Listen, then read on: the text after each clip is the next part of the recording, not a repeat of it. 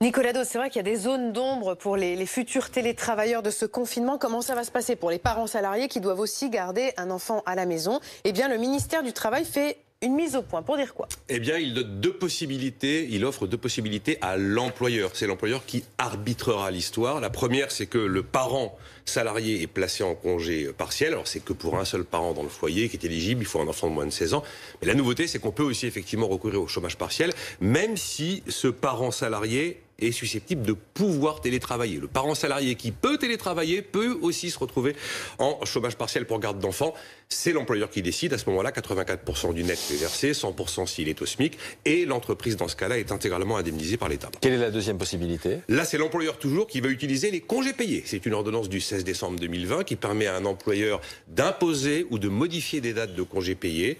Ça porte sur 6 jours de congés payés après accord d'entreprise, auquel on peut ajouter 10 jours de RTT ou de jours stockés en compte épargne-temps sur décision de l'employeur. Après, on demande aux employeurs depuis hier d'être le plus souple possible. Des parents avaient posé des dates, mais là, les nouvelles dates de vacances collectives ont changé. Essayez au maximum, évidemment, de permettre à ces parents de modifier leur date d'une semaine, voilà, un peu à l'arrache, j'ai envie de dire.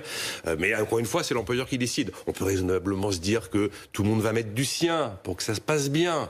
Et les gens se parlent, peuvent se comprendre. Le bon sens, probablement, et le discernement devrait l'emporter. Bon, qu'est-ce qui va se passer pour les parents qui travaillent, mais qui ne rentrent dans aucun des cas que vous venez de décrire? Si j'ai pas de mode de garde, si je peux pas télétravailler, et si je peux pas décaler mes congés, à ce moment-là, la solution, évidemment, c'est l'activité partielle, le chômage partiel. Je précise que parmi les motifs impérieux de déplacement au-delà de 10 km, le fait d'accompagner ou d'aller chercher un enfant chez les grands-parents ou des proches, ce sera possible.